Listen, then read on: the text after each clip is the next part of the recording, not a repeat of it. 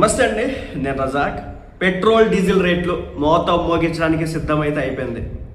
మనం అందరం కూడా అనుకున్నాం ఎలక్షన్స్కి ముందే ఎప్పుడైతే మే 1 నుంచి స్టార్ట్ కాబోతా ఉంది సినిమా, మే 4 రిజల్ట్ తర్వాత నుంచి ఇంక అసలు సినిమా నెక్స్ట్ లెవెల్కి వెళ్ళబోతుందని చెప్పేసి అనుకున్నాం.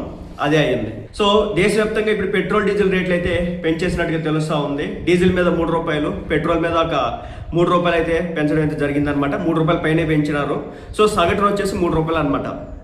అంటే ఇప్పుడు మోడీ ప్రభుత్వాన్ని నేను దించేయాలి, మోడీ ప్రభుత్వాన్ని దించేయాలి, ప్లకార్డులు పట్టుకుని మనం చూపించేయాలి. ఎంతవరకు సమంజసం? ఇప్పుడు ఈ రేట్లు పెరిగినాయి కదా, గ్యాస్ సిలిండర్ రేట్లు పెరిగినాయి, పెట్రోల్ డీజిల్ రేట్లు పెరిగినాయి, కిరోసిన్ రేటు పెరిగింది, సిఎన్జి ప్రతిదాని రేటు పెరిగిపోతుంది కదా. సో ఎందుకు పెరుగుతూ ఉంది? యుద్ధం జరుగుతూ ఉంది. యుద్ధం ఎవడు ఆపాలి? ఇరాను, అమెరికా, ఇజ్రాయెల్ ఆపుకోవాలి. వాళ్ళు ముగ్గురు ఆపినంత వరకు మన ఈ రేట్లు పెరుగుతూనే ఉంటాయి. దాన్ని మనం అర్థం చేసుకుని ముందుకెళ్ళాలి. ఎందుకంటే అక్కడ యుద్ధం జరిగినప్పుడు మనకు తక్కువ రేటుకి వచ్చినాయి. ఎక్కడ యుద్ధాలు